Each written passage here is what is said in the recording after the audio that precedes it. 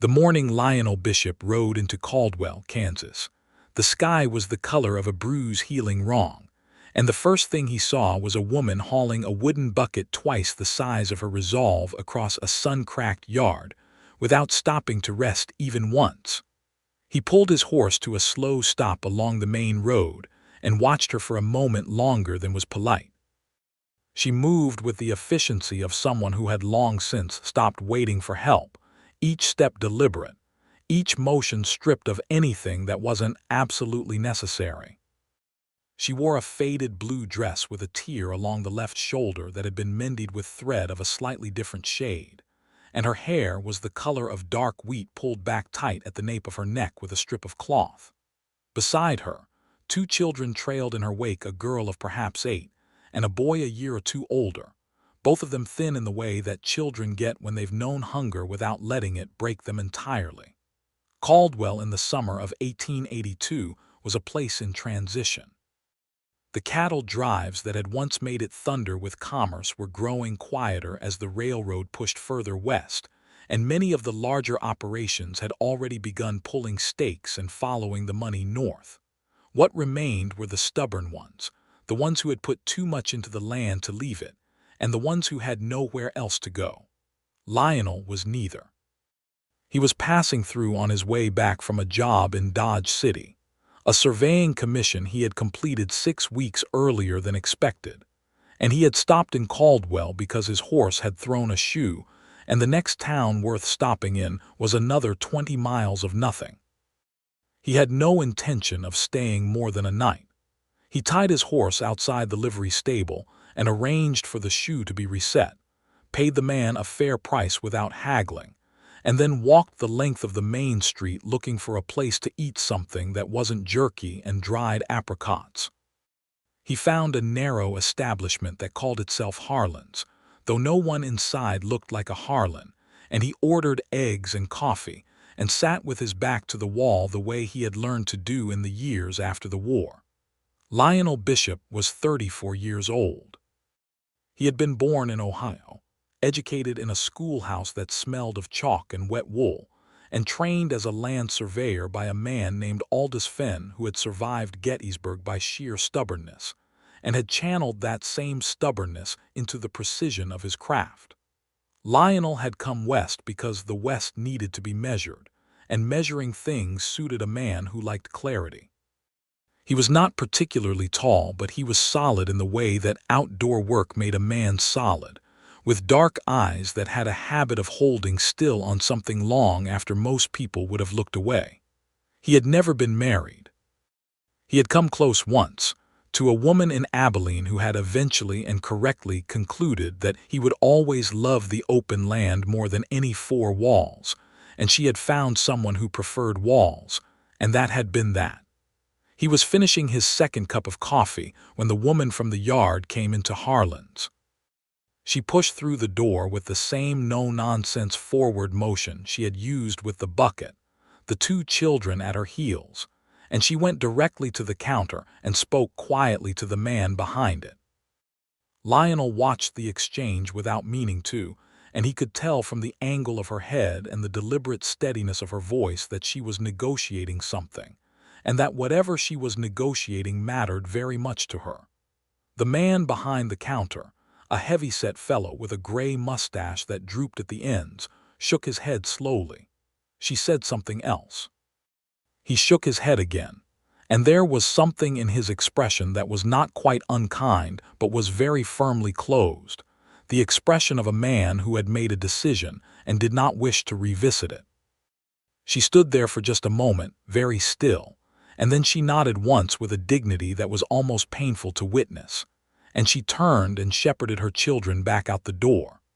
Her face, as she turned, was composed in the way that only practice makes possible, but her eyes were doing something that her face refused to do, and Lionel looked away from it because it felt like reading someone's private correspondence without permission. He left 2 coins on the table and followed her outside, and he told himself he was only going to check on his horse. She was standing beside the small general store next door, counting something in her hand. Coins. She was counting coins. The boy had one hand curled in the hem of her skirt and was not looking at her face, which suggested to Lionel that he had seen this before and understood without needing to see it again. The girl was looking up at the sky with the studied nonchalance of someone trying very hard not to look at what was happening. Lionel walked past them, and then, because he could not help himself, he stopped. "Excuse me," he said, and his voice came out quieter than he intended. The woman looked up with the immediate alertness of someone accustomed to strangers being a source of complications rather than comfort. Her eyes were gray-green, the color of sage after rain, and they assessed him in the time it took most people to blink. "Yes," she said. "It was not quite a question. I was sitting inside," he said. "I couldn't help but see you at the counter.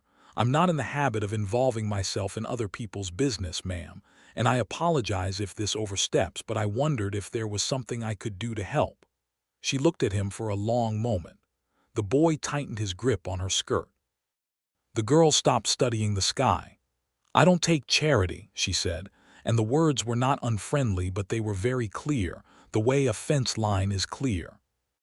"I'm not offering charity," Lionel said, which was only partly true, but he had the presence of mind to continue before she could call him on it. "I'm a surveyor. I'm waiting on my horse.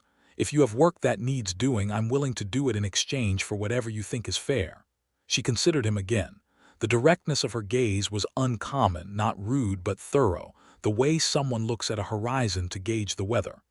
"I have fence posts that need setting," she said at last. "3 sections along the north side." "I can set fence posts," he said. "I have 2 laying hens and a quarter sack of cornmeal," she said. "That's what I can offer." "That's more than fair," he said, and meant it. Her name was Irene Thatcher. He learned this when she told it to him flatly as they walked, as though his name in return was not required, but she was extending the courtesy anyway. He offered his name, and she repeated it once under her breath as if filing it somewhere useful, and then she introduced her children. The boy was named Henry, who was 10, and the girl was Clara, who was 8. Henry shook Lionel's hand with a firmness that made Lionel's heart do something uncomfortable. Clara looked at his boots and said that they were dirty, which they were. The Thatcher property was a quarter-mile from the main road, down a path that had once been wider, and was now narrowing on both sides as the scrub reclaimed it. The house was a one-story frame structure that had been built by someone with more ambition than skill, but it had been repaired repeatedly and carefully, and the repairs were more competent than the original work. The yard around it was orderly in a way that spoke of constant effort, everything in its place, not because there was abundance, but because nothing could be wasted. There was a small kitchen garden along the south wall, dry but not dead, the plants spaced with the precision of someone who had calculated exactly how much water each one needed and was giving them precisely that and nothing more. A well stood about 30 feet from the house.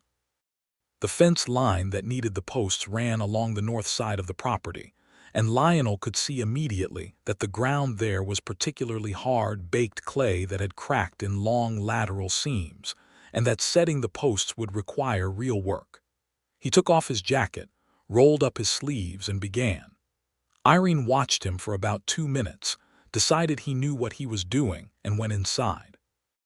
The children settled nearby, Henry trying to be useful in small ways, bringing water when asked, and Clara sitting on a fence rail with her chin in her hands watching Lionel work with the evaluating look of someone who had not yet decided whether he was worth her attention. "Our papa died," Clara said, after about 20 minutes of this. "Clara," Henry said sharply. "He did," Clara said, unperturbed.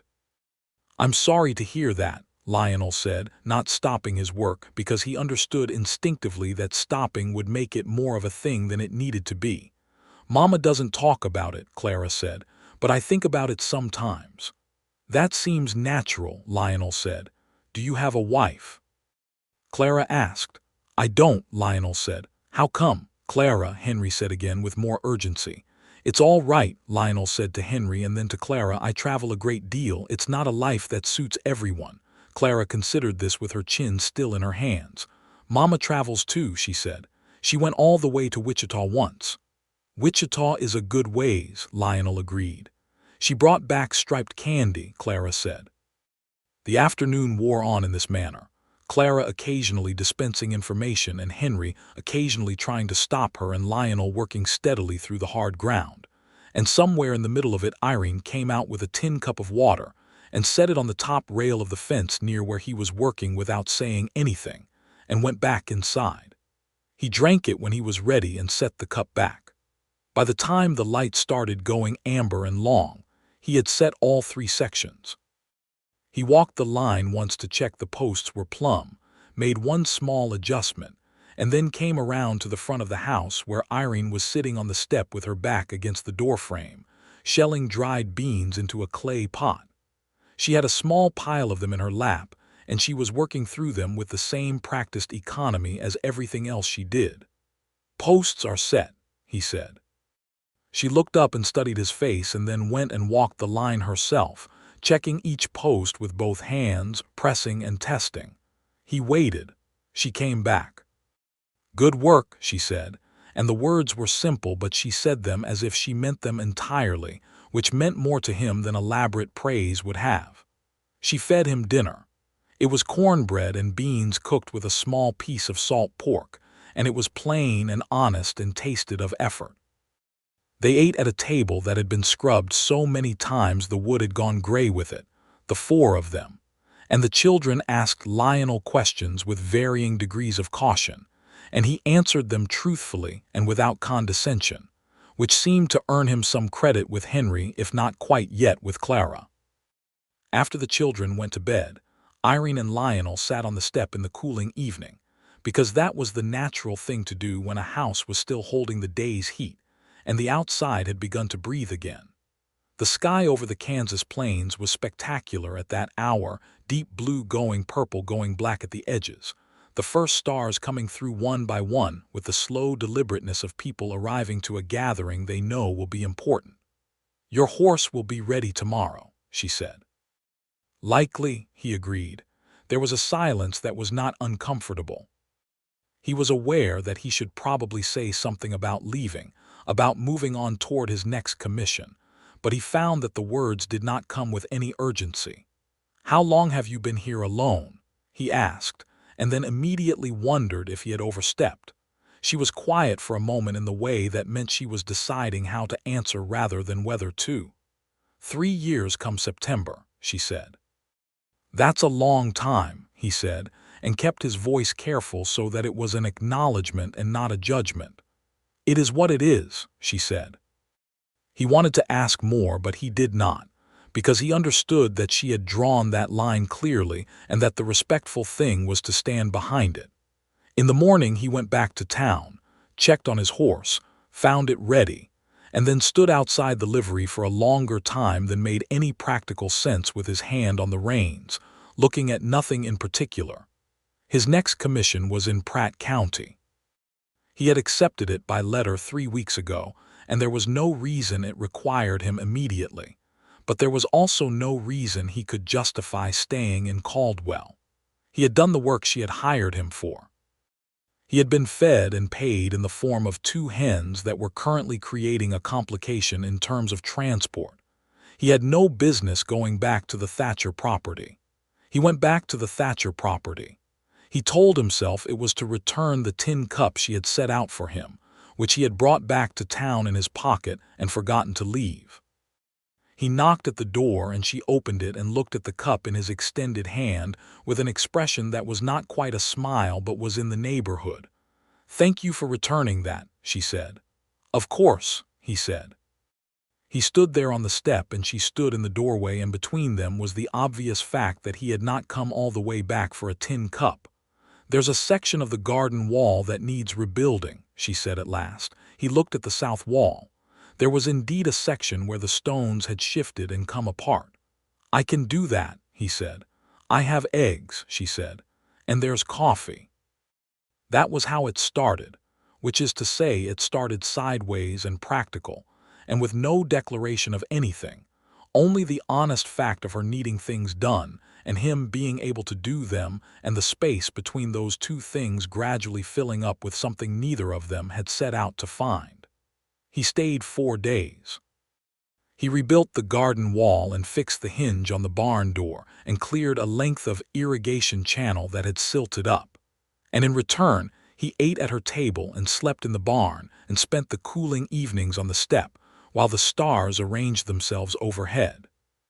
She told him things in small increments, the way you tell things when you're out of the habit of telling anything, carefully, testing the temperature of each word before the next one.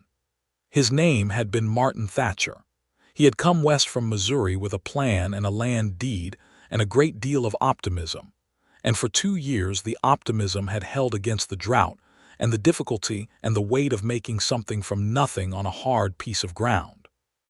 Then the 3rd dry season had come, and Martin had ridden to Wichita looking for credit to buy seed and had not come back. Not because anything dramatic had happened to him on the road, but because he had met a woman in Wichita and the credit had not come through, and by the time Irene had pieced together what had happened from the letter that arrived 3 months later, she had already been managing alone long enough to know that she could. She said this without venom. That was the thing that got Lionel most squarely in the chest, the absence of venom. She was not performing stoicism. She had simply processed the thing down to its essential truth and moved past it, the way you move past a rock in a path. "I don't think I understand how you did it," he said one evening, meaning it as a simple statement.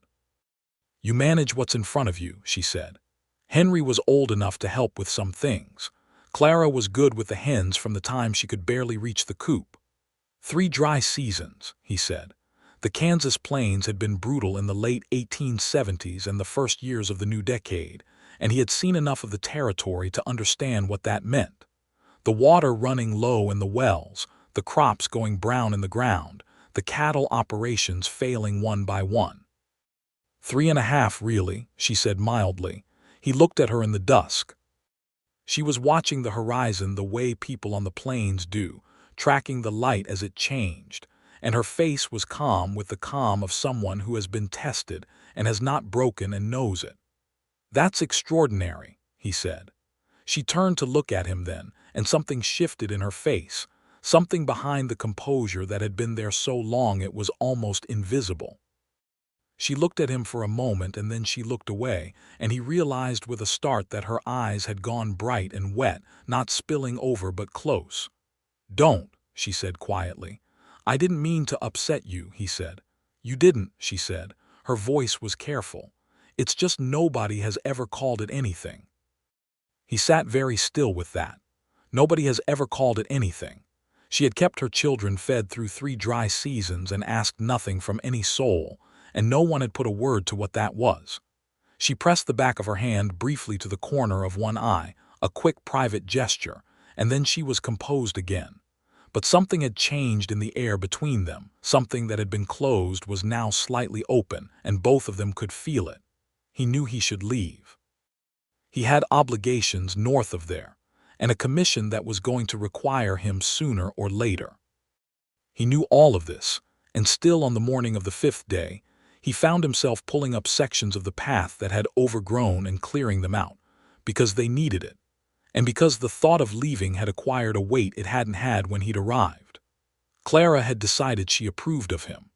This happened sometime on the 3rd day, and expressed itself through her beginning to follow him around and comment on his work in a running monologue that he found unexpectedly entertaining. She had opinions about everything, and expressed them without preamble.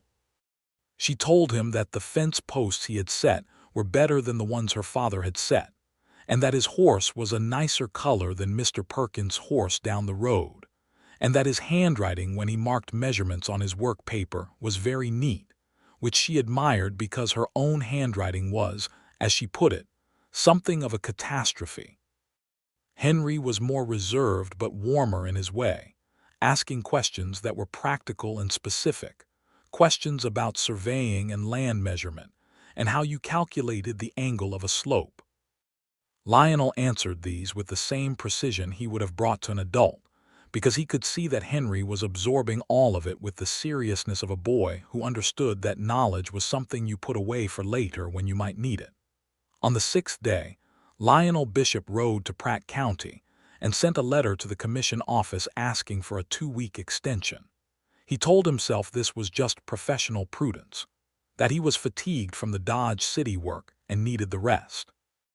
He told himself a great many things on the ride back to Caldwell that he did not entirely believe, and by the time he tied his horse outside the livery, he had given up telling them and was simply following the honest direction of his own inclinations, which was back to the property on the road that was slowly getting its path cleared.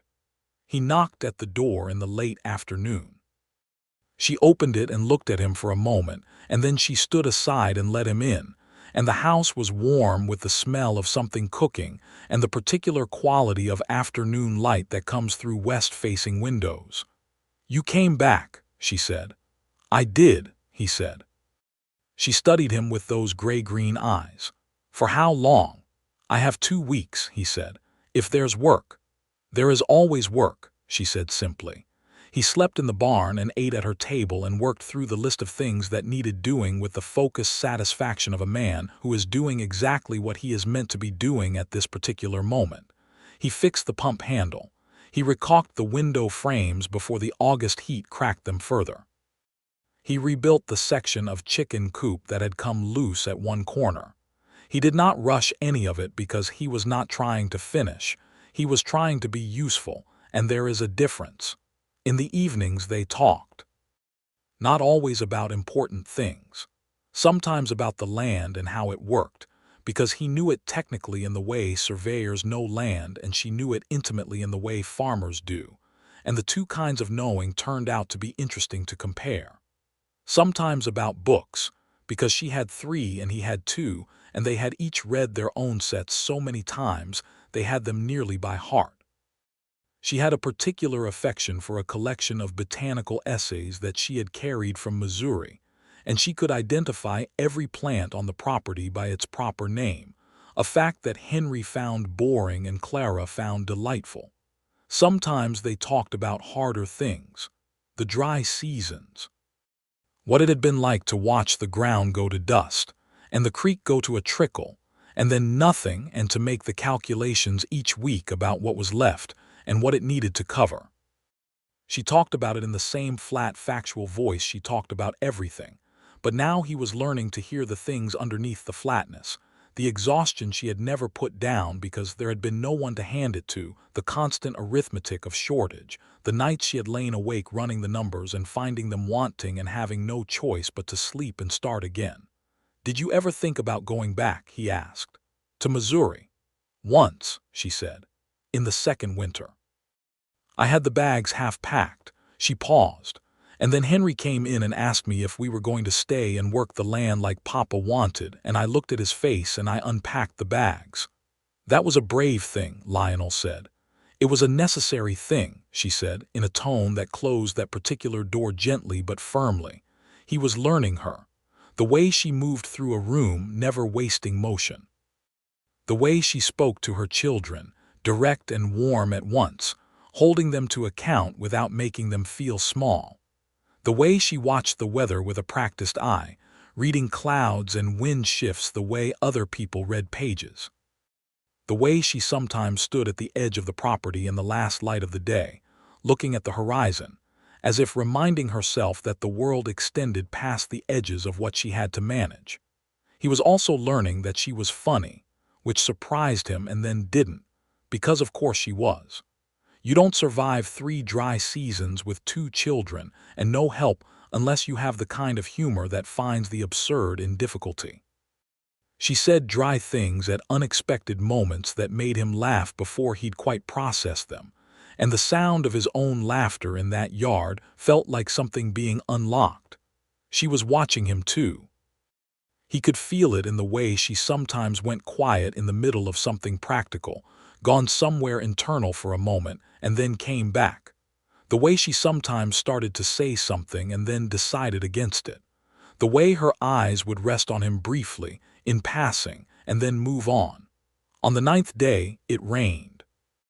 not the tentative, apologetic rain of the dry season, when the sky would offer a few drops as if embarrassed by the inadequacy, but a real substantial Kansas rain that came in from the northwest in a gray wall and opened up over the property with the generosity of something that had been held back a long time. Lionel was outside when it started, and he stood in it for a moment with his face tilted up, because the smell of rain on baked ground is one of those smells that reaches back into something ancient in the human body. Irene came out onto the step and stood watching the rain with her hands at her sides and a look on her face that he had not seen before. Relief so profound it was almost grief. The kitchen garden was drinking. The hard-packed yard was darkening. The cracked clay of the north fence line was taking water in long fractured seams. She stood there and watched and said nothing, and he came and stood beside her on the step, close enough that their arms were almost touching, and they watched the rain together in silence. After a while she said, "The garden is going to come back." "It looks like it," he agreed. The rain continued for 2 days, steady and serious, and during that time they were mostly inside. The children played games at the table. Irene worked on a piece of mending, and then on a letter to someone in Missouri that she folded and set aside without quite finishing. Lionel sat at the same table and worked through a set of survey calculations he had been carrying in his bag, spreading his papers and working methodically through the figures. It was domestic in a way he had never experienced, and he found to his considerable surprise that he was entirely comfortable in it. The small sounds of the house in the rain, the scratch of his pencil, the occasional exclamation from Clara about her card game, Irene's needle moving through cloth. He caught himself simply sitting in it for a long moment, not calculating anything, just sitting in the warm noise of it. Irene looked up and found him doing that and looked back down at her mending and said, with her eyes on the cloth, "You're very comfortable to have around." "Thank you," he said. "I didn't mean it as a compliment necessarily," she said, but her mouth had that slight curve to it. "I chose to take it as one," he said, and she laughed, quick and warm, and Clara looked up from her card game to see what was funny, and Henry pretended he hadn't heard anything. On the 11th day the rain stopped and the air was clean, and the garden was visibly different, the plants having done in 2 days what they hadn't been able to do in months. Irene walked through it with her hands trailing over the leaves, checking each plant, and the look on her face was the closest to uncomplicated happiness he had seen on it. He stood at the garden wall and watched her do this and understood that he was in serious difficulty, which is to say that he was not going to be able to leave at the end of the 2 weeks and feel nothing about it, and that had not been part of his plan.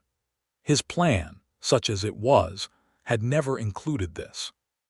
A quarter-mile path off the main road in Caldwell, Kansas. 2 children who were separately finding their way under his skin in completely different directions. A woman who managed 3 dry seasons alone and then looked at him with those gray-green eyes and said nobody had ever called it anything. He could not stay indefinitely on the premise of having work. He had to go to Pratt County eventually, had to resume his actual life, his actual work. He was aware of all of this in the practical part of his mind. The other part, the part that had apparently staged a quiet rebellion sometime around the 2nd day, was entirely occupied with the problem of how to tell her what had happened to him without doing it wrong. The difficulty was that she had been left. Not harshly, not violently, but left. A man who had come with a plan and a land deed, and had found the plan too difficult and had departed. And here was another man who had ridden in for a horseshoe and stayed 11 days, and was going to have to ride out again. And the question of what he was or wasn't offering when he did mattered enormously, and he was not going to be sloppy about it. He thought about it very carefully. He sat in the barn in the evenings and thought about it the way he thought about survey problems, looking at it from every angle, checking his own reasoning for errors. What did he want? He wanted to come back, not to visit. He wanted the table and the step and the evening sky and the rain and the children and her. He wanted her voice, direct and dry and occasionally funny, and her hands moving through the garden, and the way she stood at the edge of the property looking at the horizon. He wanted all of it in the permanent way. That was clear. What was less clear was whether he had anything real to offer, whether a surveyor who was perpetually on the move could fold himself into a life that was rooted this completely to a piece of ground.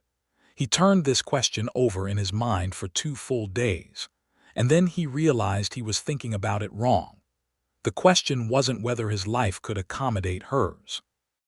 The question was whether he was willing to make her life his life, whether the rooting rather than the moving was something he could choose, whether he wanted it enough to choose it.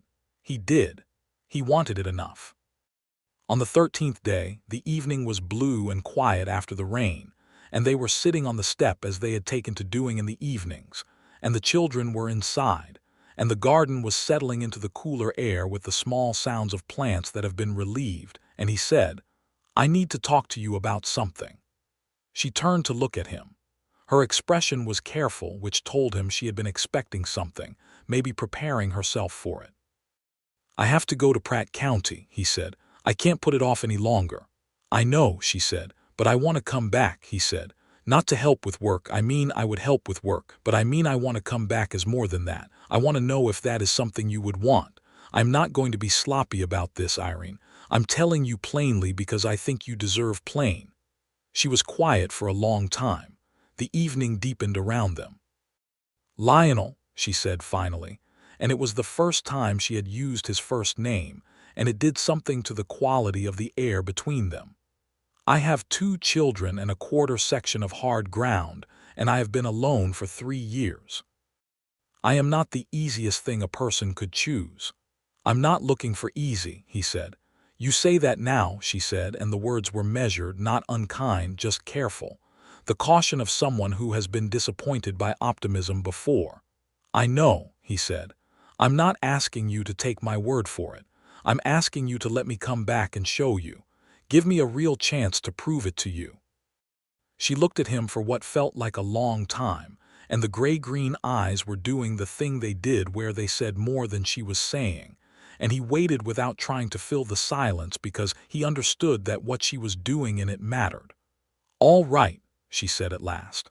"All right." He said, "Come back," she said. "We'll see."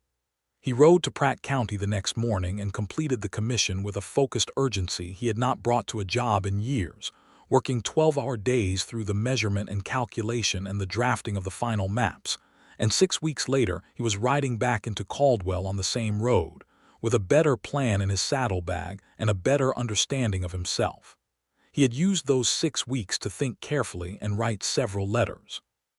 One to a colleague in Wichita asking about survey work that could be based out of a central location, rather than perpetually mobile. One to a land office in Caldwell asking about the state of the Thatcher deed, and one to his sister in Ohio that he had not sent yet because he was still working out how to say it. The letter to his colleague came back favorable. There was enough survey work in the expanding southern Kansas counties to support a man who was willing to take the nearby commissions and pass on the distant ones. He would earn less than he had been earning in a year of constant travel, but he would earn enough, and he had enough saved to add to what the land could produce if it was worked well. He had thought about this part. He was not going to arrive and announce any of it.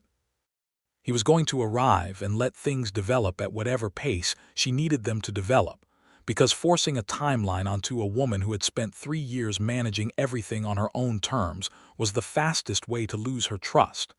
She opened the door when he knocked and looked at him for a moment with an expression that was reserved and then warmer, the 2 things in quick succession. "You came back," she said, the same words as before.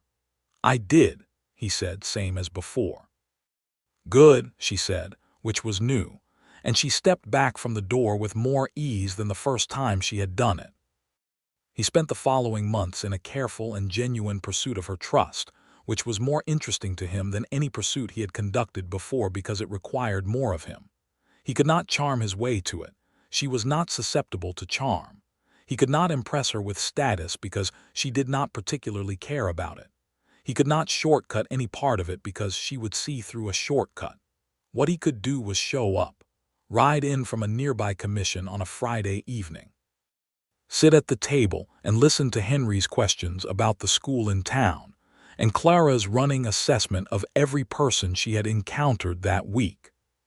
Fix the things that broke and not make a performance of fixing them.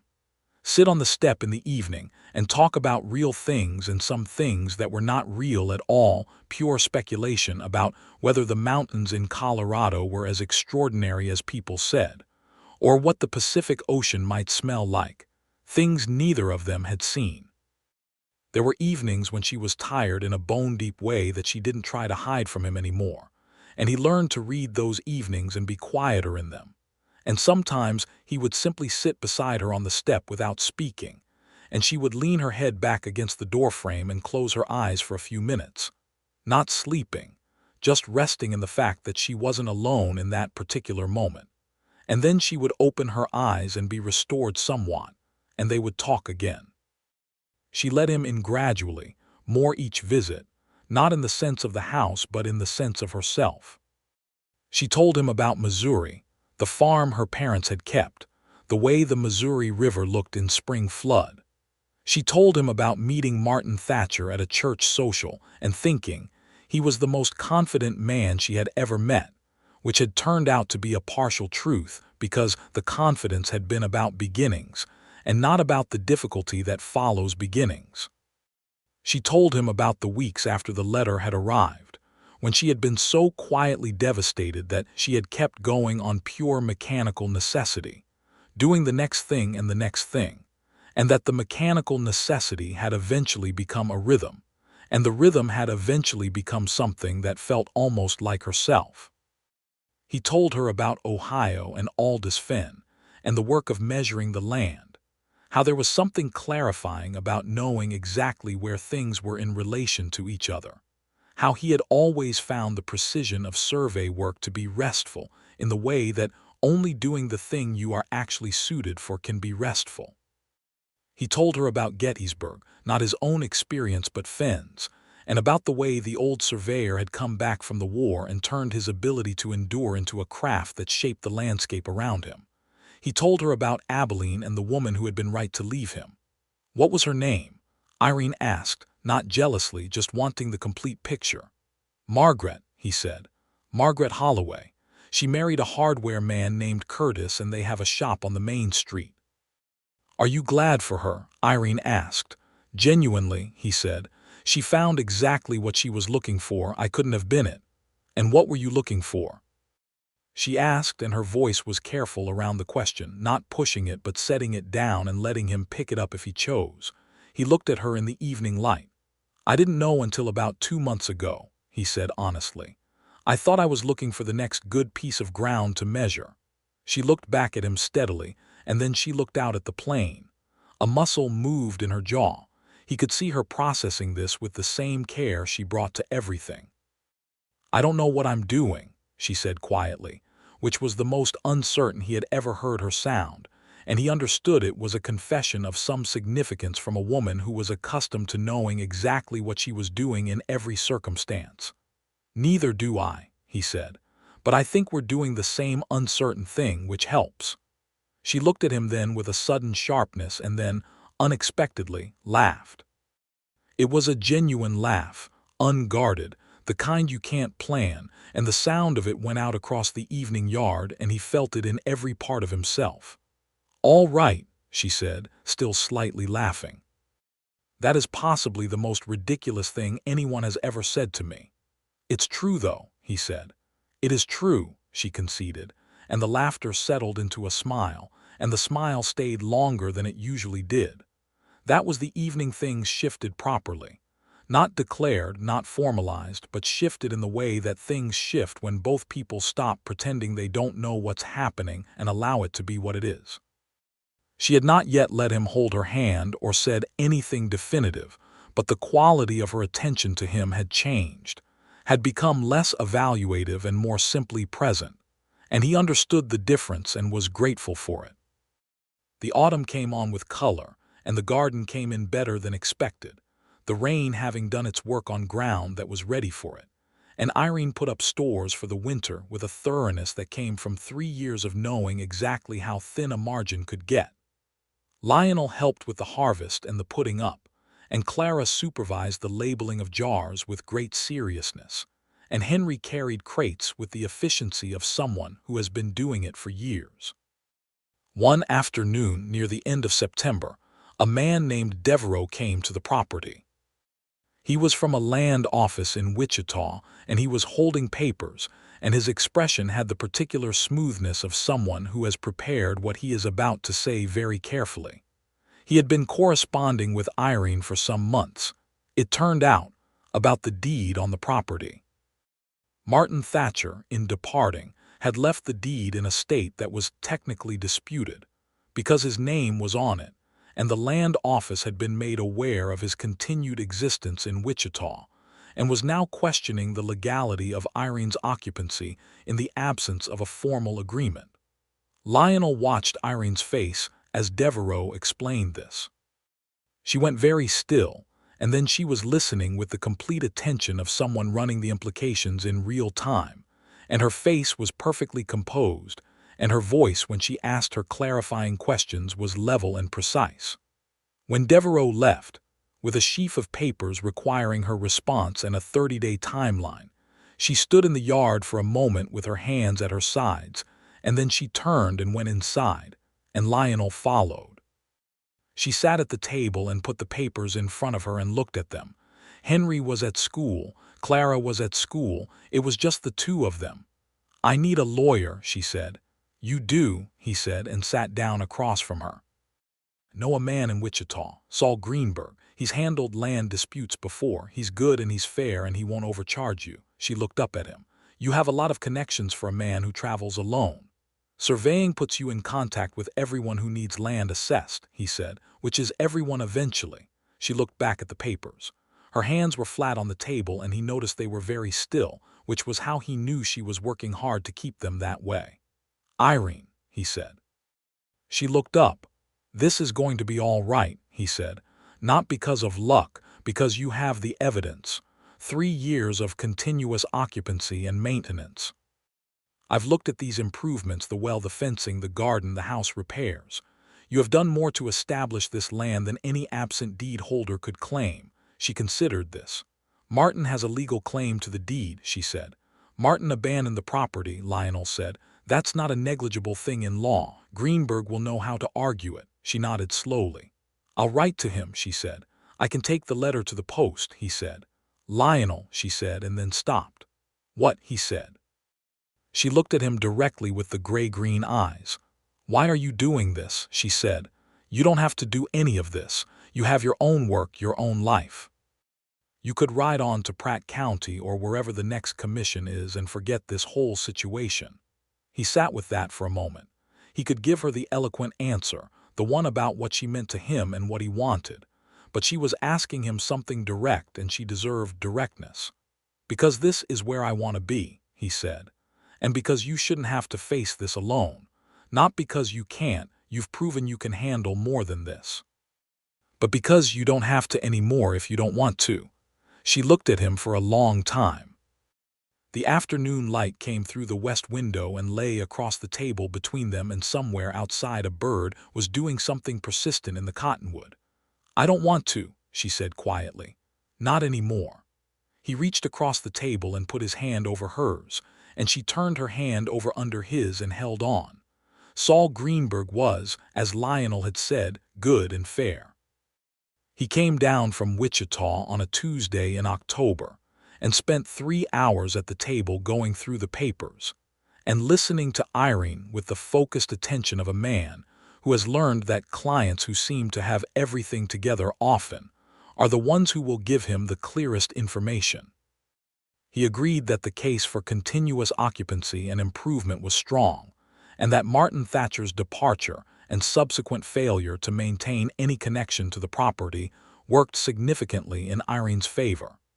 He also said, with a directness that Irene appreciated, that the cleanest resolution would be a formal legal separation from Martin Thatcher if that was something she wanted to pursue. that it would simplify the deed question considerably and leave her position unambiguous. He explained that divorce in Kansas in 1882 was legally possible and had been for some years, and that abandonment was a recognized ground for it. Irene sat with this information very quietly for a long moment. Then she said, "Yes, that is what I want." It took 4 months.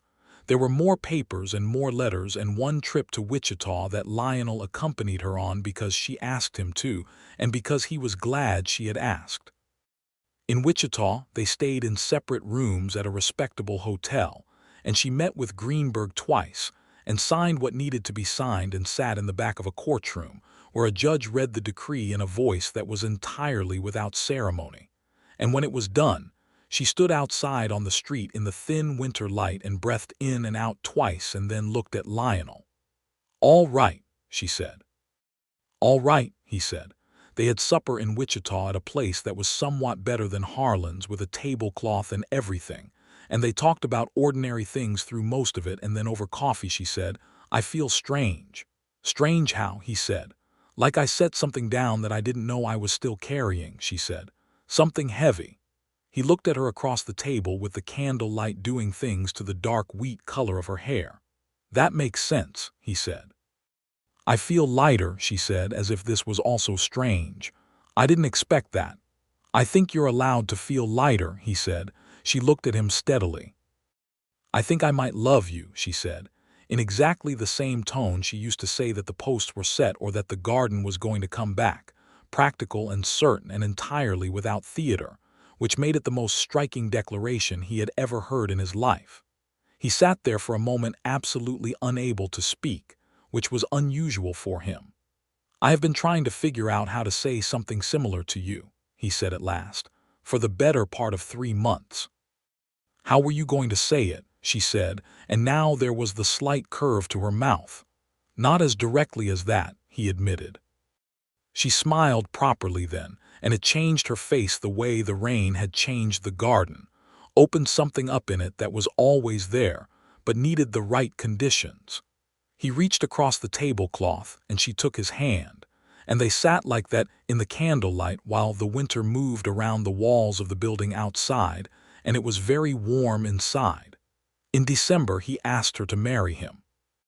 He did not do it with any particular grand gesture, because he understood her well enough to know that grand gestures were not what she was looking for. He did it on the step, in the evening, when the children were inside, and the sky was full of stars in the cold, clear winter air. He told her that he had arranged to take only local commissions going forward, that Caldwell and the surrounding counties would be his territory, and he would be home far more than he was away. He told her that he was not interested in replacing what she had built here but in standing beside it. He asked her if she would have him. She was quiet for a moment with the stars behind her. "Henry and Clara come with this," she said. "I'm counting on that," he said. "They're not always easy," she said. "I'm not looking for easy," he said, and she recognized the words from months before, and something in her face did a thing it hadn't done in a long time. "Yes," she said. The winter in Caldwell was cold and clear, and Lionel moved his few possessions from the livery room he had been renting into the house, into the space that had been Irene's alone for 3 years, and it was a careful and deliberate thing, the negotiation of space, and they were honest with each other about all of it. He was accustomed to order of a certain kind, and she had an order of her own that was different, and they worked it out with the same directness they brought to everything, occasionally with disagreement and always with resolution. They were married on a Saturday in February at the small Methodist church in Caldwell. It was not an elaborate affair. Saul Greenberg came down from Wichita because Irene had written to tell him, and he had decided to attend. A woman named Dorothea Perkins, who lived down the road and had brought Irene bread during the second dry season, came and sat in the front row and cried with a thoroughness that surprised everyone, including herself. Henry stood very straight in a shirt that had been let out twice at the sleeves and shook Lionel's hand after the ceremony with a solemnity that was essentially indistinguishable from a formal endorsement, which Lionel understood it to be. Clara wore a dress with a blue ribbon at the waist that matched the color of the faded dress Irene had been wearing the day Lionel first saw her across the cracked yard. And Clara told Lionel at the reception, which was held in the church hall with cake that Dorothea had baked, that she had chosen the ribbon on purpose, which she had. Irene wore her good gray dress, which was not gray exactly but had a cast to it like sage water, and she had pinned her dark wheat hair up in a way that showed the line of her neck, and she was the most beautiful thing Lionel had ever seen, partly because of what she looked like, and mostly because of what he knew she was. They stood in front of the minister and the few people who had gathered and made their promises to each other, and when they were pronounced married she looked at him with the gray-green eyes, and he could see everything in them. The 3 dry seasons and the absent man and the children and the bucket and the fence posts, and the step in the evenings and the rain and the tablecloth in Wichita and all of it.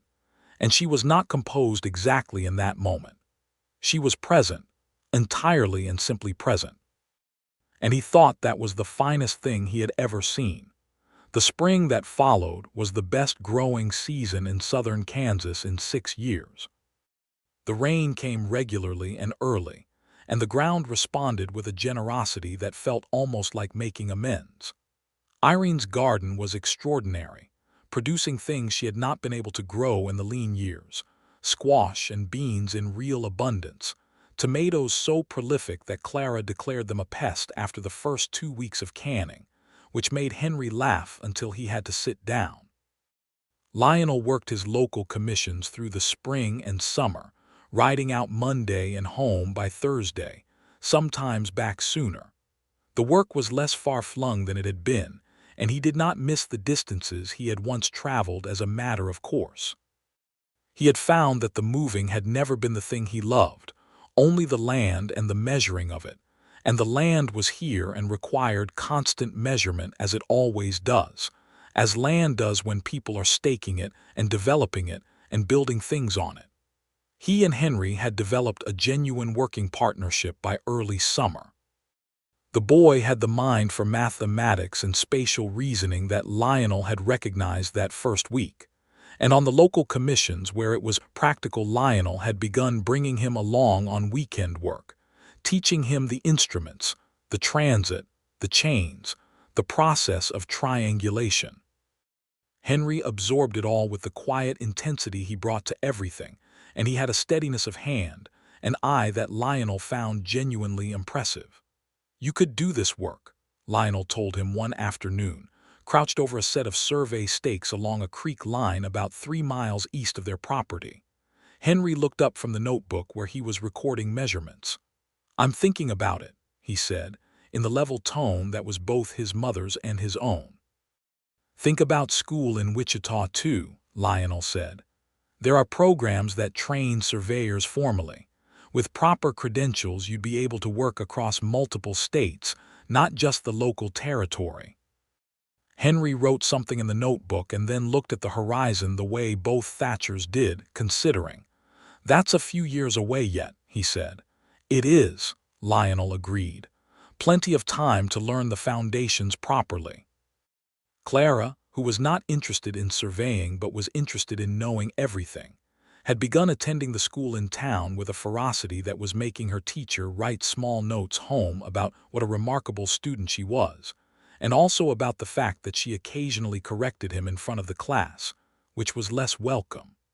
Irene read these notes with her straight face intact, while Lionel read them over her shoulder and had to leave the room. Clara had decided that she was going to be a botanist. This decision had been arrived at in late spring and was announced at dinner one evening as a settled matter. She was going to catalog all the plants in the southern Kansas territory and write a book about them. She had already begun a notebook, using the botanical names from Irene's essay collection, and her handwriting, she informed them, was now completely reformed and was in fact excellent. "It is excellent," Lionel confirmed, having been shown the notebook on a regular basis. "It was the catastrophe all along," Clara said.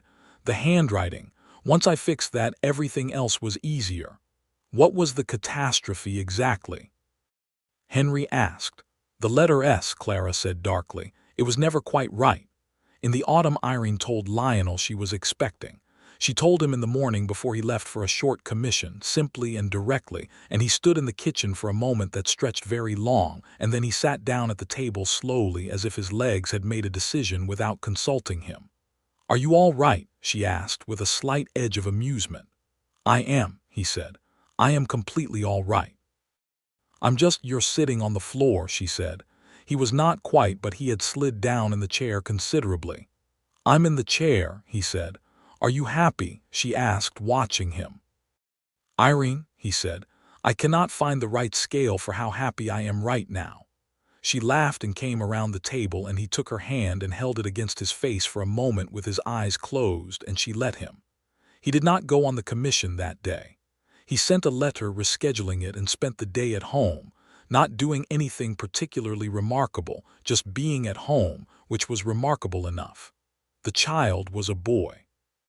He arrived in the late spring of 1884 with the characteristic stubbornness that the entire Thatcher household seemed to have built into its foundations, arriving on his own schedule and taking his time about it. And when he was finally placed in Lionel's arms by the woman who had come to help with the birth, Lionel looked down at the small, red, scrunched face and felt something happen in him that he did not have a name for and did not need one.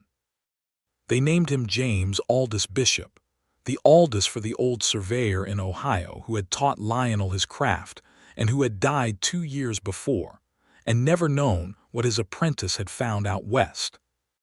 It felt right to carry him forward in some way, this stubborn, deliberate man who had turned the ability to endure into something that shaped the ground.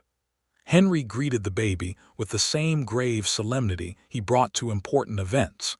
He held him carefully and looked at him for a long time, and then said that he was smaller than expected. Clara looked at the baby and then at her mother and then at Lionel and said, "He looks like both of you at once, which is interesting because he's quite small to contain that much resemblance." "Thank you, Clara," Lionel said. "He's going to need a notebook," Clara said. "Eventually." Dorothea Perkins came from down the road with 2 loaves of bread and a crocheted blanket, and cried about the baby with the same thoroughness she had brought to the wedding, which had now established itself as Dorothea's signature response to good things. James Aldous proved to be a specific kind of baby, which is to say a loud one, which Clara documented in her botanical notebook as an observational note, and which Henry bore with impressive equanimity.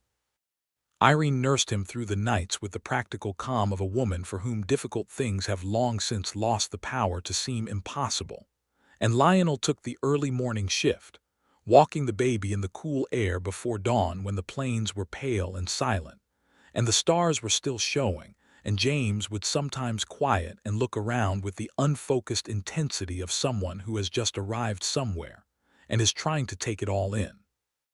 Lionel would talk to him during these walks, telling him things about the land they were standing on, the composition of the soil, the way the creek line ran east, and the way the prevailing winds worked over the flat ground, the names of the visible stars. He told him about Aldous Fen and about Ohio, and about what the land out west meant to the people who were coming to it, and also about what it meant to the people who had always been here, which was a complicated and painful thing, the settlers' presence on land that had been home to others long before them. He did not simplify this for the baby, who could not understand any of it, because he thought it was better to practice saying the true complicated things than to practice the comfortable simplified version. Henry had raised the question one autumn evening, the previous year, about the Osage and the Kansa people who had been on this land before the settlers came. He had been reading about it in a book from the school, and he had asked Lionel about it directly and without evasion. Lionel had answered him the same way, directly and without evasion, that what had happened to those people was a profound injustice, that the treaties had been broken repeatedly and deliberately, that the people who now farmed this land did so on ground that had been taken through means that could not be justified by any frame he respected. Henry had sat with this for a while and then had asked what a person does with that knowledge, and Lionel had said that he thought you carry it, that you don't look away from it, that you acknowledge what was lost and who was wronged, and you think about how to act with more integrity in the present even when you cannot correct the past. Henry had nodded slowly with the look that meant he was filing it somewhere important. The years that followed James's arrival were full in the way that years are when a household is alive with purpose, and the people in it are working toward things. The local surveying work kept Lionel busy and respected in the county, and his reputation for precision and honesty meant that, when land disputes arose, both parties often agreed to accept his measurements as definitive. He had become, almost without intending it, a fixed point in the community in a way that the constant moving version of himself had never been and could not have been. Henry went to Wichita for his formal surveying education in the autumn of 1885, when he was 13, boarding with a family there that Saul Greenberg had helped arrange, coming back on school breaks and summers. He was already taller than Lionel and still growing, and he moved through the world with a quietness and a competence that made people twice his age defer to him on practical matters. He wrote letters home every 2 weeks, long letters full of information about his courses and observations about Wichita that were sometimes funny and sometimes sharp, and always thoroughly Henry. Clara remained at the Caldwell school and distinguished herself in every subject, and made several enemies and several close friends, which she treated as roughly equally useful. She continued her botanical notebook and expanded it to 3 volumes by the time she was 12, and the 3rd volume she dedicated to her mother, which she presented to Irene at Christmas with a formality that made Irene press her hand hard to her mouth for a moment. James walked at 10 months and talked at 14 months, and by the time he was 2 years old was showing every sign of being both a Bishop and a Thatcher, which is to say that he was precise and determined and occasionally mule-headed, and had a gift for making adults feel simultaneously that they had been very clearly outsmarted, and that this was actually fine. He had Lionel's dark eyes and Irene's directness, and the particular laugh that was entirely his own, the kind of laugh that started somewhere deep in the chest and arrived fully formed without any intermediate stages. In the autumn of 1886, the property was fully and legally in Irene's name. The deed question had been resolved through the divorce decree, and the formal filing, and there had been no further word from Martin Thatcher or the Wichita Land Office. And when the final certified document arrived from the county courthouse, Lionel framed it. He did this without telling Irene, using a frame he had made himself from a piece of cottonwood that he had been working in the evenings, and he hung it on the wall in the kitchen where she could see it every day, and when she came in and saw it she stood very still for a long moment. "Lionel," she said. "It's yours," he said. "It's always been yours. I wanted it to look like what it is." She turned around and looked at him, and she was crying. Not the tight, almost crying of the evening on the step when he had first called her extraordinary, but openly, simply, the way you cry when something that has been uncertain for a very long time is finally, officially, completely resolved. He held her while she cried, standing in the kitchen with the afternoon light coming through the west window and James asleep in the other room, and the deed framed on the wall, and she had her face against the front of his shirt, and his arms were around her, and she cried until she was done, and then she was quiet, and neither of them said anything for a while. "Nobody has ever," she started and then stopped. "What?" he said. She pulled back and looked at him with red eyes and a face that was open in a way it rarely was, stripped of the composure it normally wore because it had learned to need it. "Valued it," she said. "What I did here, I know it was just survival. I know anyone would have done what needed doing. But the fact that you looked at it and saw something more than just getting by, that is the thing." He looked at her steadily. "Irene," he said. You kept your children fed through 3 dry seasons and asked nothing from any soul. There are men who would have broken from that in 6 months. You did it for 3 years without a word of complaint to anyone. That is not just getting by, that is extraordinary. I meant it the first time I said it, and I mean it every day since." She looked at him for a long time. Her eyes were very bright.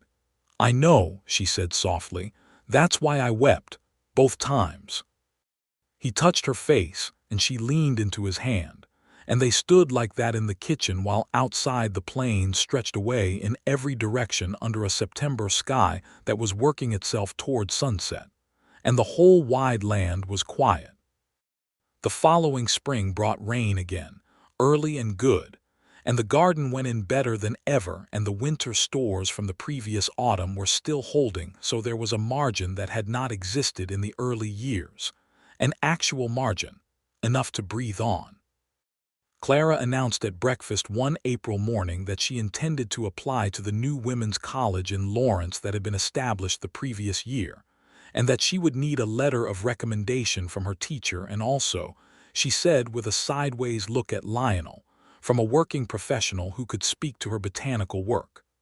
"I'll write it," Lionel said. "You know about surveying, not botany," Clara said.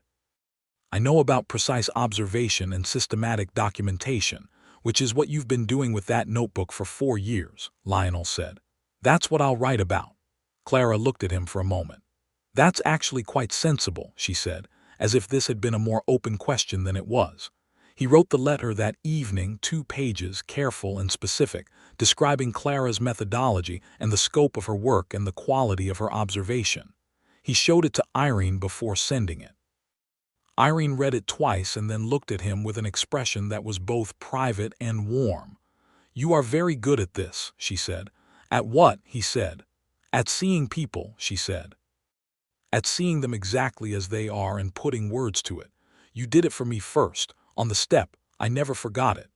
"I never forgot it either," he said. "I didn't understand then why it undid me so," she said thoughtfully, looking at the letter in her hands. "But I think I understand now. I had been so careful for so long about not needing anything, not needing acknowledgement or help or anything from anyone. And then you said one word about it, extraordinary, and something broke open that I had been holding shut for 3 years, because there was no point in letting it be open when there was no one there to see into it." "I'm here," he said simply. "You are," she said. "You have been here for 4 years now, and you are still here every day, and I think that is the most extraordinary thing of all." He took the letter back from her hands and set it on the table, and then he kissed her, which he had learned over 4 years to do with the same care he brought to everything, paying attention to the particular woman she was rather than any idea of a woman in general, and she kissed him back with all of herself, as she did everything. James called from the other room at this point, which was James's general practice. His timing in these matters was, as Clara had documented in her notebook with characteristic thoroughness, consistent and spectacular. They broke apart laughing, and Lionel went to get the boy, who at 2.5 had very clear opinions about being left alone in a room for longer than seemed reasonable, and he came back into the kitchen with James in his arms, and James immediately pointed at Irene and said "Mama" with the air of someone who has settled an important matter. "Yes," Irene said, taking him. "Mama is right here." Henry came home from Wichita in the summer before his 15th birthday, and worked the property through the warm months and continued his learning in the evenings, going through survey texts by lamplight with the same focused patience he had brought to everything since he was 10. He and Lionel worked 3 local commissions together that summer, and on the 3rd one, measuring a disputed boundary line between 2 cattle operations, Henry caught an error in Lionel's initial calculation before Lionel did, noted it quietly and without performance, and corrected it. Lionel looked at the correction, confirmed it, and said, "Good catch." Henry said, "Thank you," and went back to the notebook. On the ride home that evening, Lionel said, "You're going to be better at this than I am." Henry was quiet for a moment with the plains going amber around them. "You taught me," he said.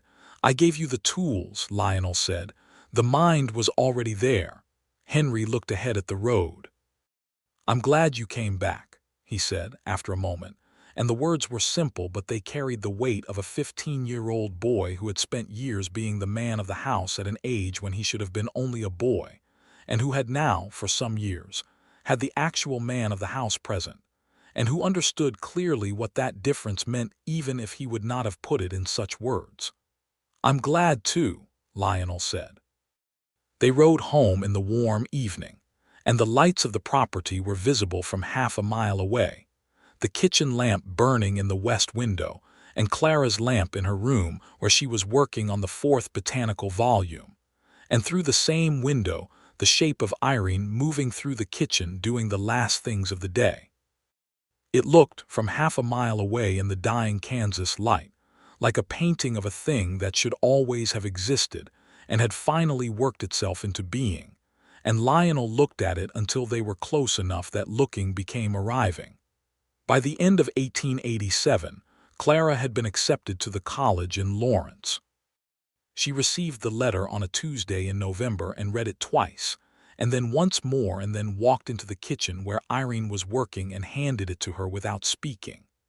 Irene read it and then looked at her daughter, and Clara, who was 11 and would not turn 12 until February, and who had never been a crier, was nevertheless holding herself very carefully in the way of someone who is managing the pressure of feeling something enormous. Irene opened her arms and Clara walked into them, and Irene held her and said, "I am so proud of you," which were simple words, but they were absolutely and completely meant, and Clara held on for a moment longer than was her habit, and then stepped back and was composed again. The letter of acceptance referenced specifically the supporting letter from the surveying professional that had spoken to the applicant's systematic methodology and quality of observation. Clara looked at Lionel across the kitchen and said, "Thank you. You did the work," he said. "You saw it," she said, and there was something in her voice that was an echo of something her mother had once said to him on a step in the evening, about being seen, about what that does for a person. James, who was observing all of this from the table where he was engaged in a project involving a lot of dried beans and no apparent purpose, said, "What? You'll understand when you're older," Clara said grandly. "You always say that," James said. "It's always true," Clara said. In the spring of 1888, Irene told Lionel that she was expecting again. She told him over breakfast on a morning in March when the light was just beginning to have warmth in it again after the winter, and this time he did not slide down in his chair, but he did reach across the table and take both her hands in his and hold them while he looked at her with an expression she said afterward was the most complete expression she had ever seen on any human face. "Are you happy?" she asked him, same as before. "Irene," he said, "there is not a unit of measurement large enough." She smiled at him with the full smile that still, after 4 years, changed everything in whatever room she was in when she did it. "Good," she said, "because I am too." This child was a girl. She arrived in November, early by a week and impatient about the waiting, which was a sign of character. She had Irene's gray-green eyes and Lionel's dark hair, and she came into the house with the same absolute authority that the best members of any household bring, announcing herself thoroughly and making it clear that she had every intention of staying.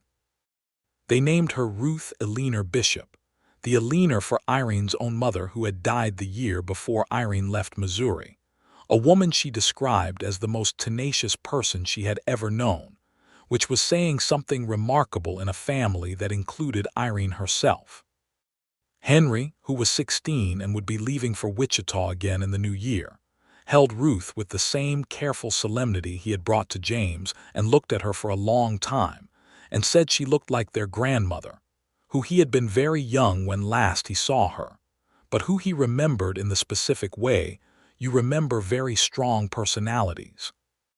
Clara, 13 and home for the winter, observed Ruth with what she described as scientific interest, and then conceded, with the air of someone who has examined the evidence and arrived at an objective conclusion, that she was beautiful. James, who was 4 and had thoughts about the matter, declared that she was very loud and that he liked her. Dorothea Perkins came from down the road and cried, which was expected and welcome. The winter of that year was cold and good, the kind of winter that settles in with purpose and makes the interior of a house into something that justifies the word home in its full meaning. The kitchen was warm and the lamps were lit, and Ruth slept in her cradle near the fire, and James slept in his room that he shared with Henry when Henry was home, and Clara read in her room, and Irene nursed Ruth in the rocking chair that Lionel had built the previous spring from ash wood in the evenings over the course of about 2 weeks, because he had decided she needed a proper one and had learned to make it. Lionel sat at the table late on those winter nights, after the children were in bed and Ruth was sleeping, doing his accounts and his planning, and sometimes just sitting with a cup of coffee and the sound of the house around him, the small night sounds of a building that is inhabited and loved and properly maintained, the tick of cooling wood and the occasional movement of the wind against the shutters. Irene would come in from checking on Ruth and pour herself coffee and sit across from him, and sometimes they talked and sometimes they didn't, and both were good. She had become, over the years, someone he could be quiet with in the fullest sense, someone whose presence in a room was complete company without requiring anything of it, which is one of the rarest things two people can achieve together. "What are you thinking about?" she asked one such night. He looked at her across the table. The lamplight was warm on her face, on the lines of it that had deepened slightly over the years, on the dark wheat hair that had a few silver threads through it now. "The first morning I rode into Caldwell," he said. She tilted her head slightly. "What about it?" "I was going to stay one night," he said. "Fix the horse's shoe and move on." "I know," she said. "You've said." "I keep thinking about it," he said. "The closeness of it, if the horse had held the shoe another 10 miles, if I'd ridden in at a different time of day." "You'd have stopped somewhere else," she said. "Yes," he said. "Some other town, some other set of circumstances." She watched him. "Does it frighten you?" she said. "The closeness of it?" "No," he said. "It doesn't frighten me any more. It used to a little when I first started understanding what I almost missed. But now it tells me something about paying attention. You showed me that, I think. The way you pay attention to everything. The garden, the weather, the children. You never look away from the thing in front of you." "I can't afford to," she said. "No," he said.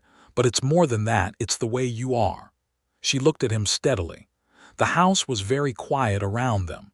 "You have made me so happy," she said, with the directness that was her native language, the words plain and complete and meaning every syllable. He looked at her with everything he had, the 4 years and the step and the rain and the deed on the wall and the children sleeping and Ruth in her cradle and all of it. All of what this had become from a thrown horseshoe and a woman hauling a bucket across a sun-cracked yard. "Irene," he said. "The same. Exactly the same." She reached across the table. He took her hand.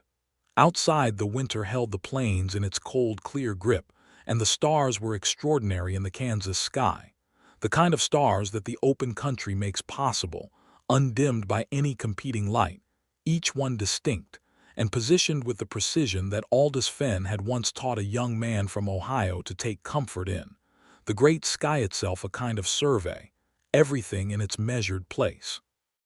Inside, the lamp burned, and the coffee cooled, and the house held its people warmly against the cold, and Irene and Lionel sat together at the table that had been scrubbed so many times the wood had gone gray with it, and they held hands in the lamplight, and everything that had been broken was whole, and everything that had been dry was fed, and everything that had been alone was home.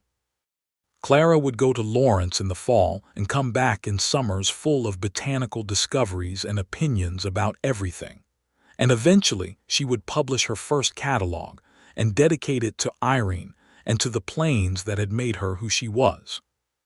Henry would complete his formal education and set up his own survey practice in Caldwell, working often alongside Lionel in the county they both knew by now like the lines of their own hands. And eventually, he would court and marry a schoolteacher named Agnes who had come out from Illinois. And Agnes would read Clara's botanical notebook within a week of meeting the family, and declare it remarkable, which sealed her place in Clara's estimation permanently. James would grow up with the plains in him, the way his father had grown up with the land of Ohio, and he would find his particular thing, which turned out to be horses, which turned out to be the breeding and training of them, and the property would come to have a proper stable that he built himself in his early 20s with the precision of a man who had grown up watching his stepfather approach every task as though it mattered how it was done, because it did. Ruth would be the youngest and therefore the most thoroughly loved and also the most thoroughly scrutinized, growing up under the collective attention of 4 older people with strong opinions. And she would handle this with a serenity that had something of Irene in it and something that was entirely her own. And Lionel and Irene would grow old together on the quarter section of hard ground off the road from Caldwell, in the house that had been built with more ambition than skill, and repaired with more skill than ambition. And the garden would keep going with new varieties added by Clara on her visits home and old varieties tended by Irene's hands that knew every plant by feel and name and need. The well would be improved, and the fence line would be rebuilt twice more in the years they shared it, and the step where they had talked through 4 years of evenings would be replaced once with new wood and continue to hold them. There would be harder years and easier years as there always are, dry seasons interspersed with wet ones, and they would move through them together with the particular competence of 2 people who have each survived alone, and have therefore no illusions about difficulty and no need for pretense about it. And on the evenings when the day had been long and the work had been hard and the children, whoever was home that season, had been various levels of complicated, they would sit on the step in the cooling dark, and the stars would arrange themselves overhead in the patterns that had not changed since before any person had stood on this ground and looked up at them. And they would be quiet together in the way that only people who have learned each other all the way through can be quiet, complete in it, needing nothing more. He had ridden into Caldwell on a bruised morning in the summer of 1882 with a horse missing a shoe and no intention of staying. And he had stayed. And everything else was the life that came from that, real and rooted and full, and worth every single mile of the road that had brought him to a woman hauling a bucket across a cracked yard, who had kept her children fed through 3 dry seasons and asked nothing from any soul, and who had wept the day someone finally called it extraordinary, because she had been carrying it alone in silence for so long, and the simple plain act of being seen had opened something in her that had been waiting. Without knowing it was waiting for precisely that. They were seen, both of them, by each other, and that was the whole of it, and it was enough, and it was more than enough. It was everything,